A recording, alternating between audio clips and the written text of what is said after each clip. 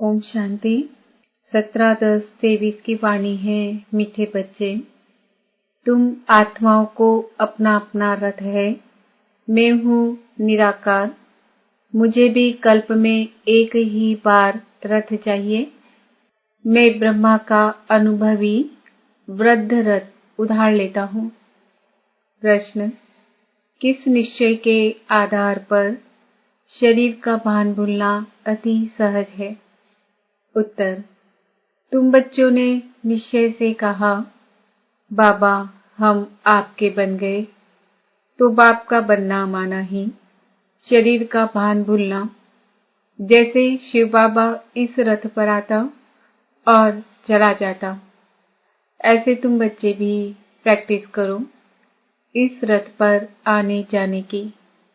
अशरीरी बनने का अभ्यास करो। इसमें मुश्किल का अनुभव नहीं होना चाहिए। अपने को निराकारी आत्मा समझ बाप को याद करो। गीत ओम नमः शिवाय। ओम शांति।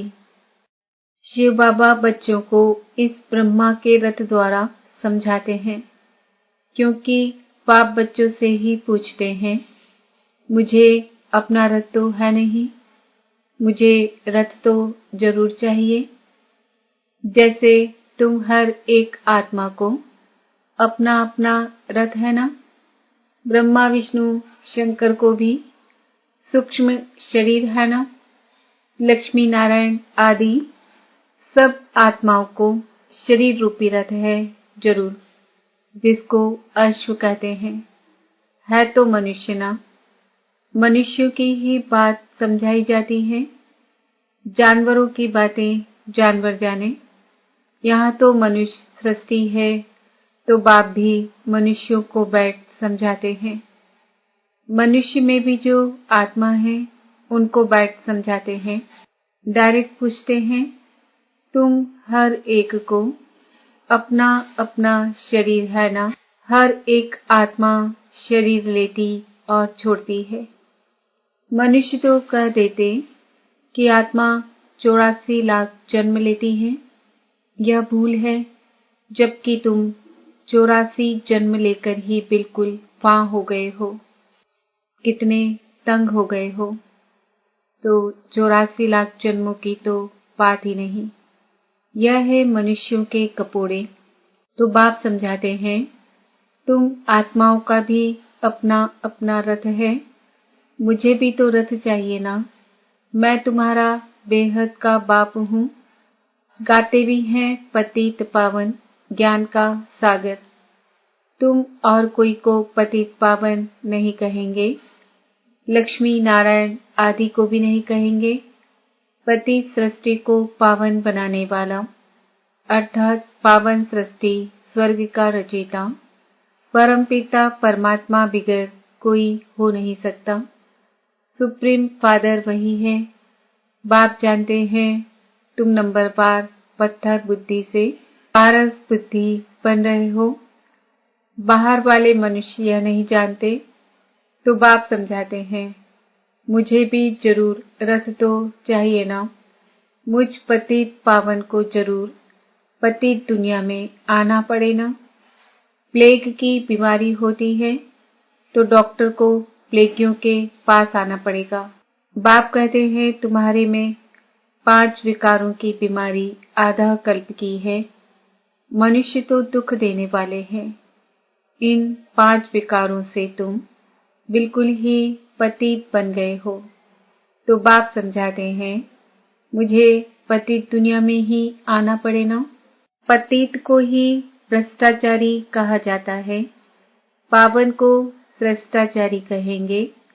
बरोबर तुम्हारा भारत पावन भ्रष्टाचारी था, लक्ष्मी नारायण का राज्य था, जिसकी ही महिमा गाते हो। सर्वगुण संपन्न, वहां सब सुखी थे। यह तो कल की बात है।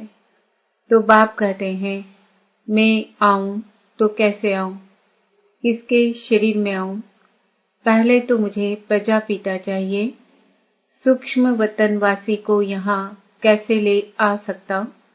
वह तो फरिश्ता है ना।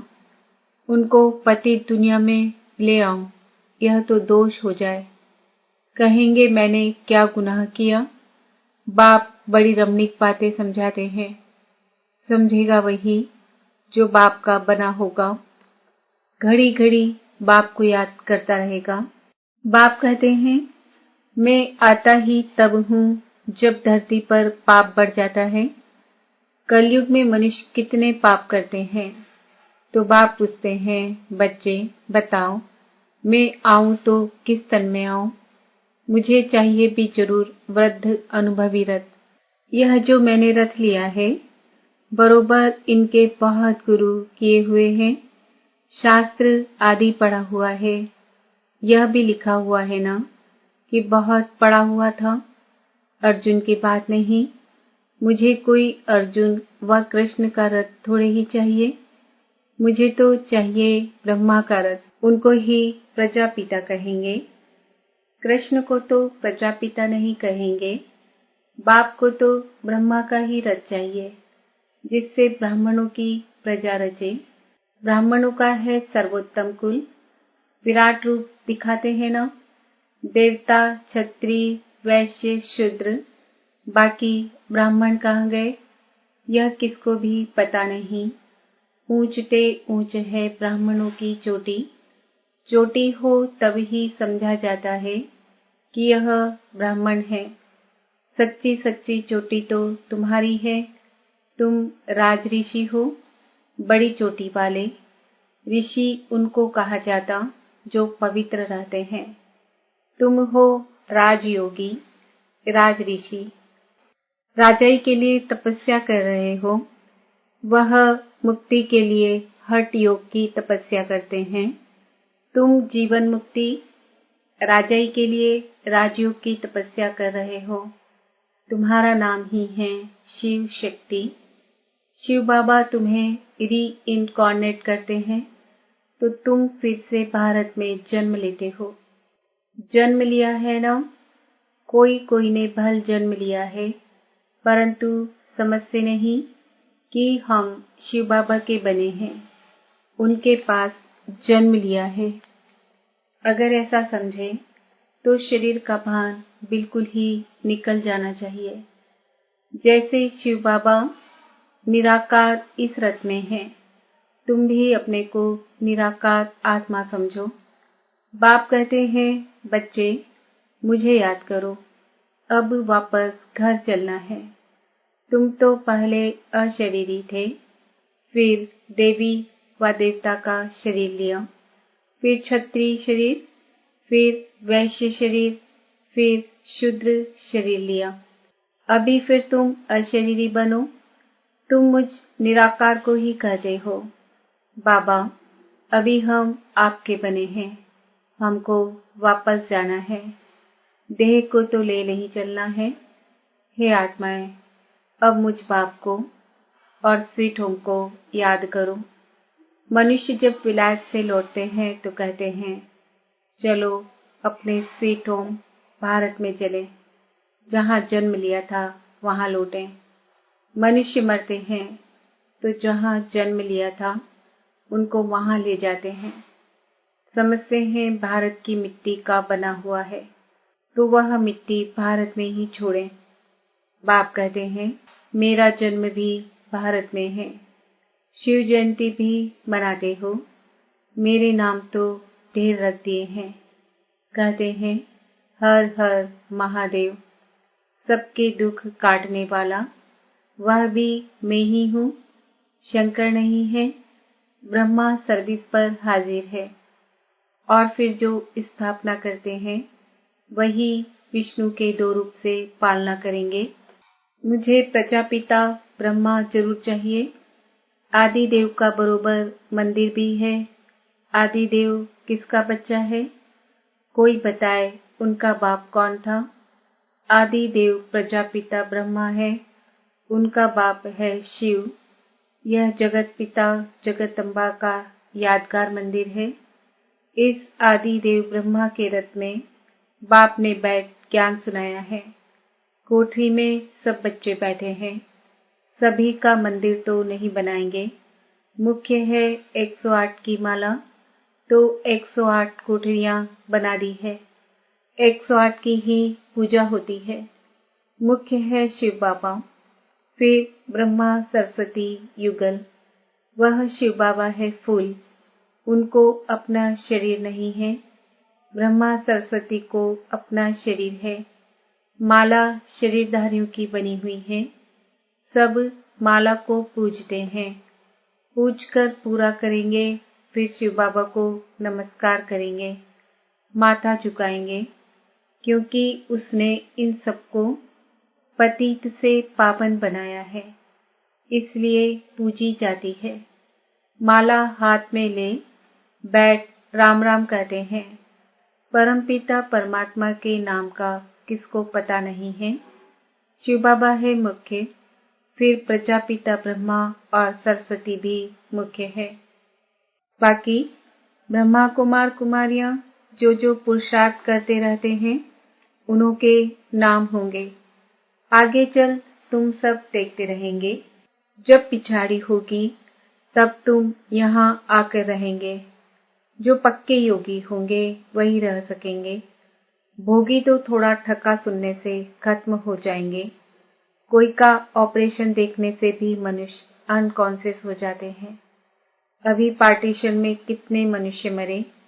वो लोग तो कपोड़े मारते रहते हैं कि हमने बिकर कोई लड़ाई राज्य ले लिया, परंतु मरे इतने जो बात मत पूछो। यह है ही झूठी माया, झूठी काया। अभी सच्चा बाप बैठ तुमको सच सुनाते हैं।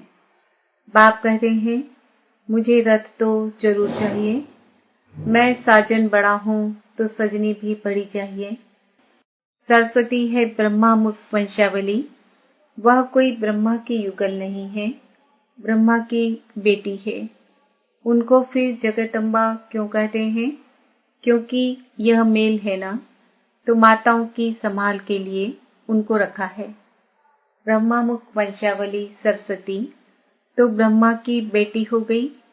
मम्मा तो जवान है, ब्रह्मा तो बूढ़ा है। सरस्वती जवान, ब्रह्मा की स्त्री शोभती भी नहीं। हाफ पार्टनर कहला न सके। अभी तुम समझ गए हो।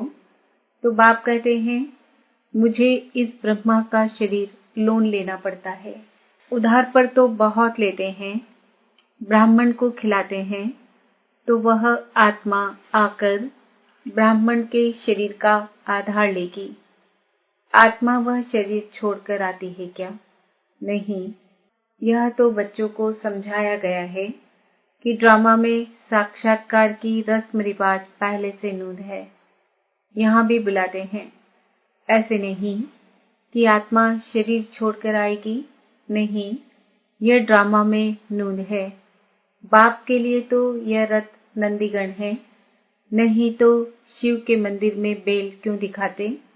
सूक्ष्म वतन में शंकर के पास बेल कहाँ से आया? वहां तो है ही ब्रह्मा विष्णु शंकर, और वह युगल दिखाते हैं, प्रवृत्ति मार्ग दिखाते हैं। बाकी वहां जानवर कहाँ से आया? मनुष्यों की बुद्धि कुछ भी काम नहीं करती।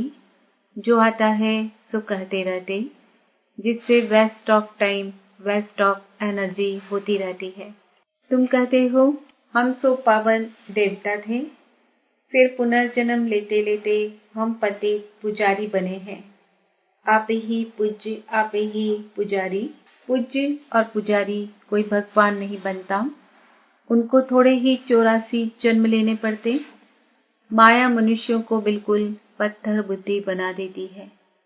हम सो का अर्थ यह नहीं कि हम आत्मा सो परमात्मा है। नहीं, हम सो ब्राह्मण सो देवता बनेंगे, पुनर्जन्म लेते आएंगे।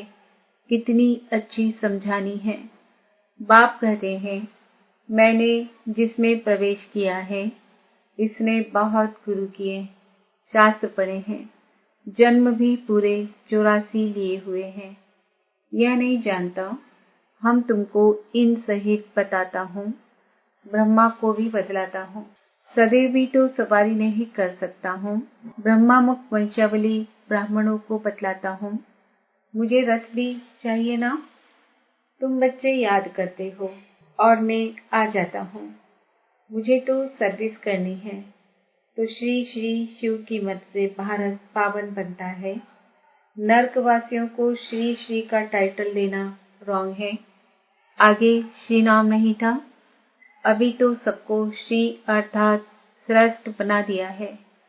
श्री श्री तो है शिव बाबा, फिर सूक्ष्म वतनवासी ब्रह्मा विष्णु शंकर, फिर श्री लक्ष्मी नारायण। कोई कोई पढ़ते पढ़ते रफू चक्कर हो जाते हैं। माया हाथ छुड़ा देती है। माताओं को तो टाइम बहुत रहता है। शिव बाबा ऐसी चीज है जो घड़ी घड़ी भूल जाती है। बाप बिल्कुल सहज रास्ता बताते हैं कि मुझे याद करो तो तुम्हारे पाप भी कट जाएंगे और मेरे पास भी आ जाएंगे। याद नहीं करेंगे तो पाप भी नहीं कटेंगे और साथ भी नहीं ले जाऊंगा। फिर सजा खानी पड़ेगी। भक्ति मार्ग में छाछ पीते आए, मक्खन तो तुमने सत्युग त्रेता में खाकर पूरा कर दिया, बाकी पीछे छाछ रह जाती है। छाछ भी पहले अच्छी मिलती, फिर पानी मिलता है। सत्युग त्रेता में घी दूध की नदी बहती है।